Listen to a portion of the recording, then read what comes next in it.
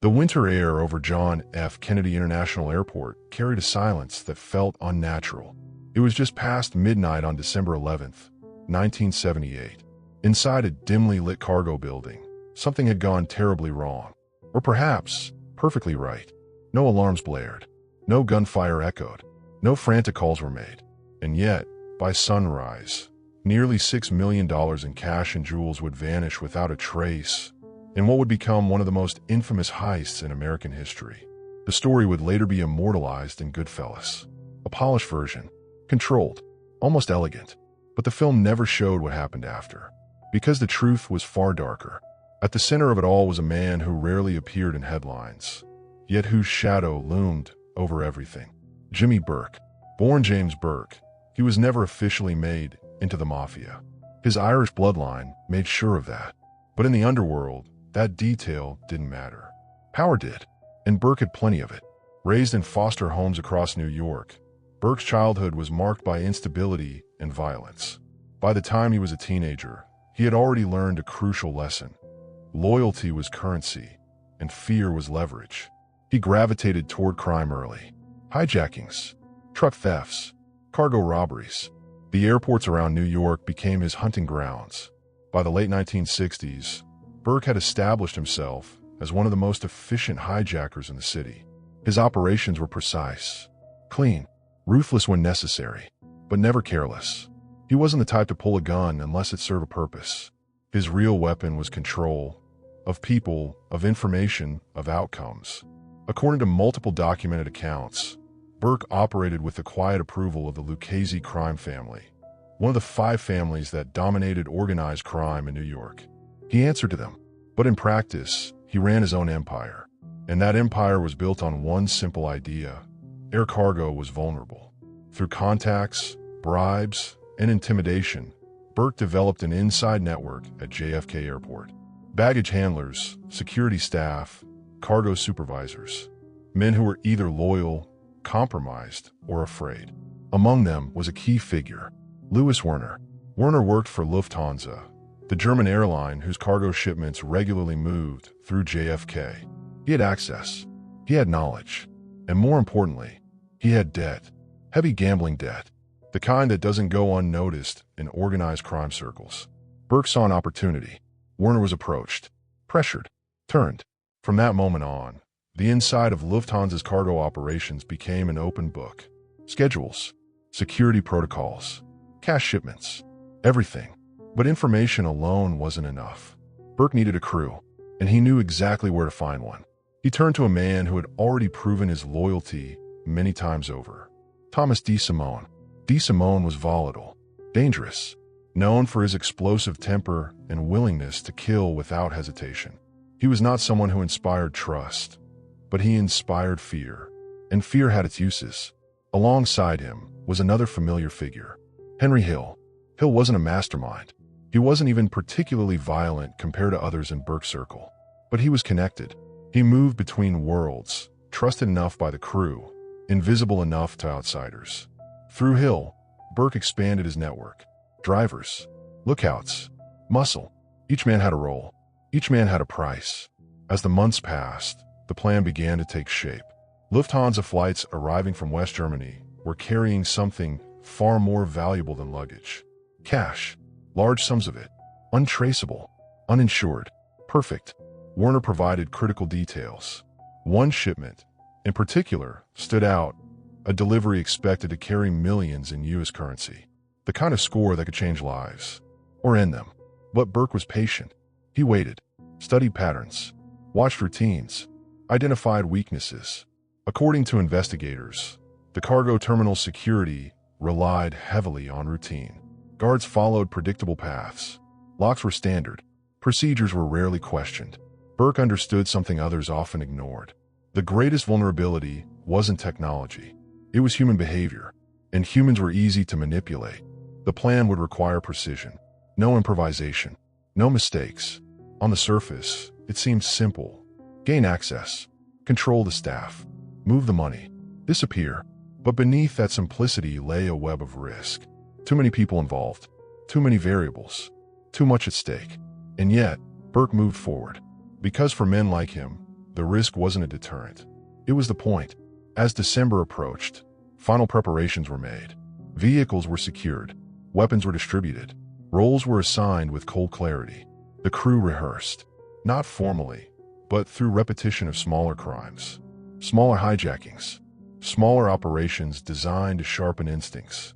Burke didn't believe in luck. He believed in control. But even control has limits. Behind the scenes, tensions were already beginning to surface.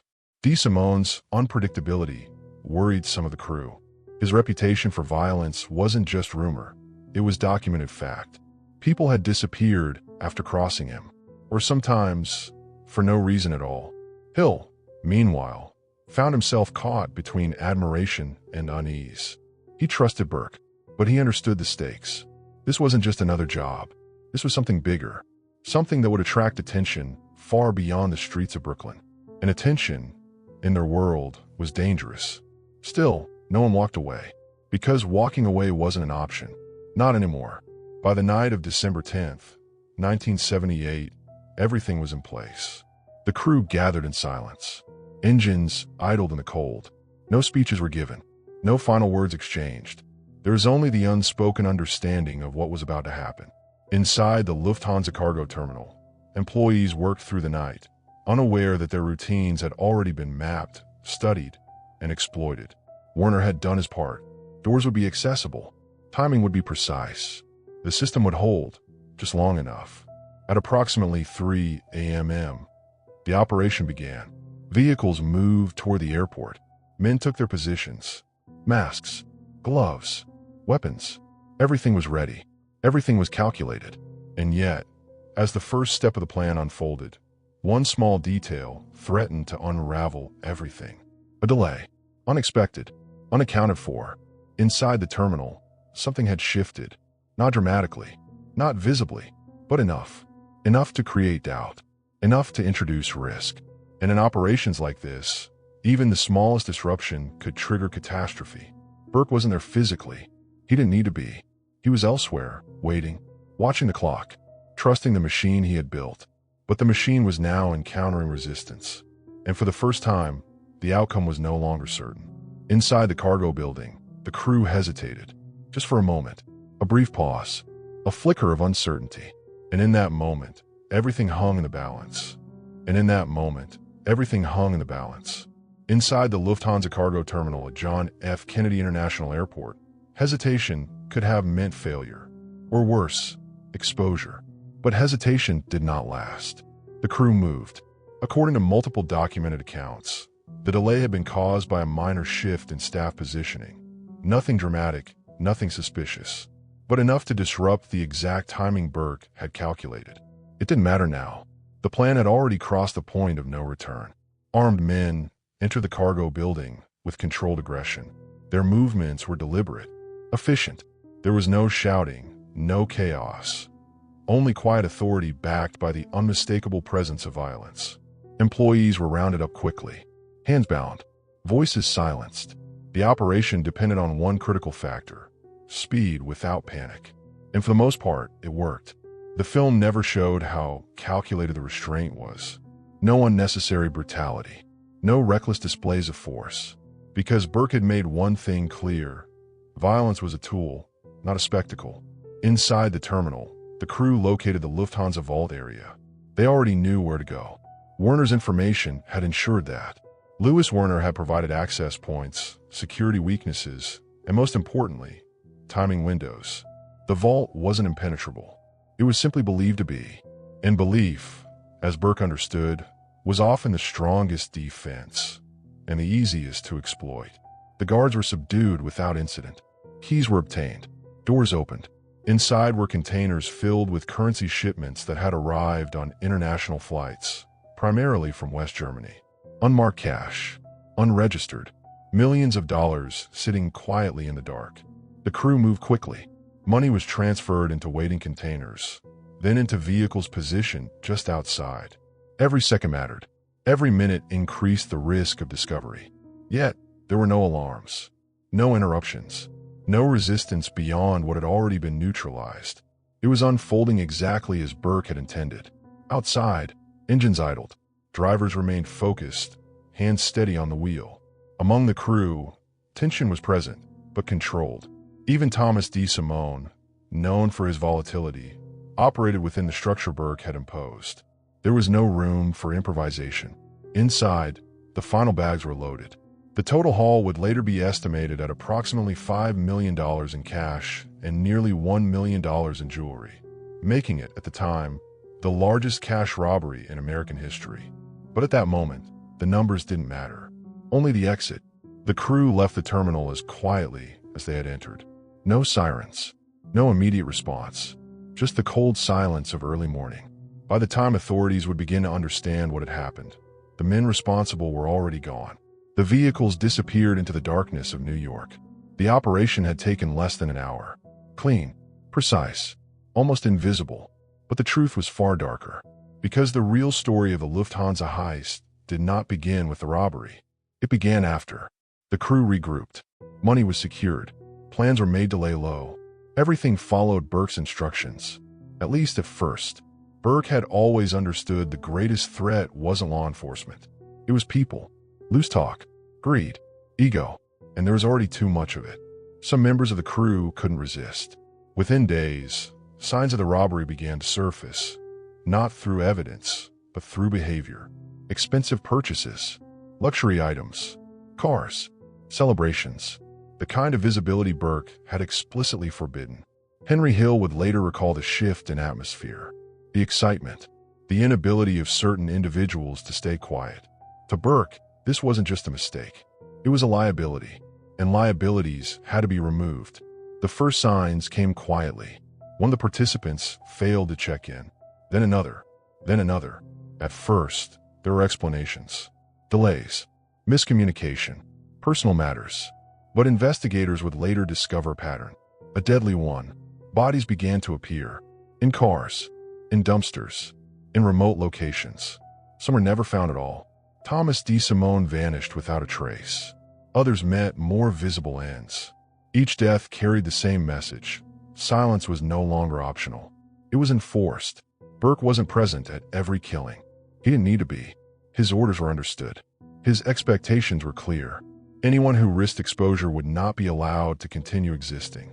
According to investigators, the aftermath of the Lufthansa heist became one of the most systematic internal purges in organized crime history. The very crew that had executed the perfect robbery was now being dismantled from within. And still, the money remained largely missing. Authorities launched an immediate investigation. The scale of the robbery demanded it. The Federal Bureau of Investigation became involved, alongside local law enforcement. They knew the job had required inside information. They knew it had been executed with professional precision. And they knew it wasn't random. Suspicion quickly turned toward known figures connected to airport hijackings. Names began to surface. Connections were drawn. And slowly, the shadow of Jimmy Burke emerged. But suspicion was not proof. And proof was difficult to obtain. Because witnesses were disappearing. Evidence was scarce. And fear was everywhere. Meanwhile, Burke remained outwardly calm. He continued his operations, maintained his routines. But behind that calm exterior, the purge continued. Each death reduced the number of potential informants. Each disappearance tightened his control over the narrative. But control once again had limits. Because not everyone could be controlled. Not everyone could be silenced. And among those who remained, doubt was growing. Fear was turning inward. The crew was no longer united by success. It was divided by survival. Trust eroded. Paranoia spread. And in that environment, even the strongest alliances began to fracture. Henry Hill watched it happen. He saw the pattern, understood the implications, and realized something that would change everything. This was no longer about loyalty. This was about staying alive. And staying alive meant making a choice. A choice that would place him directly against the man he had once trusted. Because as the bodies continued to surface and the investigation closed in, one truth became impossible to ignore. The Lufthansa heist had not created wealth. It had created a countdown. And that countdown was about to reach its final stage. By early 1979, the aftermath of the Lufthansa heist had transformed from a triumph into something far more unstable. A slow collapse, not from the outside, but from within. The Federal Bureau of Investigation had intensified its efforts. Surveillance expanded. Informants were cultivated. Patterns were analyzed. But the investigation faced an unusual problem. Too many of the people who knew anything were already dead. Bodies continued to surface across New York and beyond. Some were discovered in abandoned vehicles. Others were found in far more deliberate settings, disposed of in ways meant to delay identification. And some were never found at all. Among the most notable disappearances was Thomas DeSimone. He had been one of the most feared members of the crew. Violent, unpredictable, loyal only to power. Then, suddenly he was gone. According to multiple documented accounts, DeSimone was called to a meeting under the pretense of being made into the MAFIA, a ceremony that would elevate his status permanently. It was a lie. He was never seen again. Investigators later concluded that his disappearance was likely sanctioned at a higher level within the Lucchese crime family. His volatility had become a liability. His connection to the heist made him dangerous. And in that world, danger was eliminated, not managed. But even as bodies disappeared, one man remained alive long enough to witness the unraveling in real time. Henry Hill. Hill had always operated in the margins, trusted but not central, involved but not essential. That position had once been an advantage. Now, it made him vulnerable. He had seen too much. He knew too many names. And more importantly, he understood the pattern. Burke wasn't just cleaning up loose ends. He was erasing the entire operation. Hill later described the growing paranoia, the constant tension, the awareness that any meeting, any conversation could be his last. He began to notice small changes. Conversations that stopped when he entered a room. Looks exchanged between men who once spoke openly. Invitations that felt less like opportunities and more like traps. At the same time, law enforcement pressure was mounting. Hill himself became entangled in separate criminal charges, drug trafficking, among others. He was arrested, and suddenly, he found himself in a position no one in that world ever planned for. Facing real prison time, alone, without protection, without certainty. It was in that moment that the balance shifted, because Hill understood something that many before him had realized too late. Loyalty in organized crime was conditional. Survival was not. According to investigators, Hill made a decision that would fundamentally alter the trajectory of the Lufthansa case. He became an informant, cooperating with authorities, providing information, names, locations, structures, and most critically, insight into Jimmy Burke. But even then, the truth remained incomplete, because the Lufthansa heist had been designed to leave no trace. No direct evidence tied Burke to the robbery itself. No physical proof. Only patterns. Only suspicion. Hill's testimony helped build a broader picture, but it could not fully reconstruct what had been intentionally erased. And Burke, for a time, remained untouchable in relation to the heist.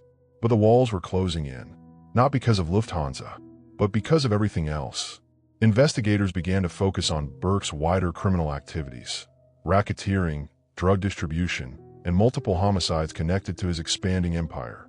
The same ruthlessness that had allowed him to control the aftermath of the heist had also created a trail.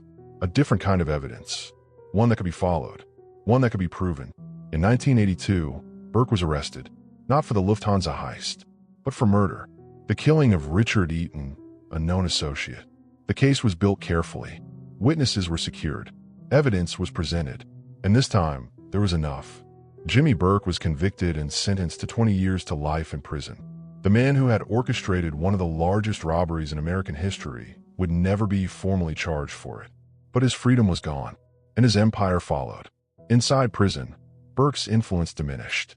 The structure he had built outside could not be maintained behind bars. The network fractured.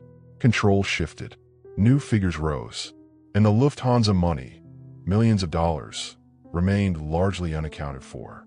Recovered assets were minimal. Authorities estimated that the vast majority of the stolen cash had either been hidden, spent, or permanently lost within the criminal underworld. The scale of the theft remained undeniable, but its profits were fleeting, because the cost had been something far greater. Lives, dozens of them, men who had participated in what should have been the perfect crime, eliminated one by one, not by law enforcement, but by their own. The film never showed that. It ended with survival, with narration, with reflection.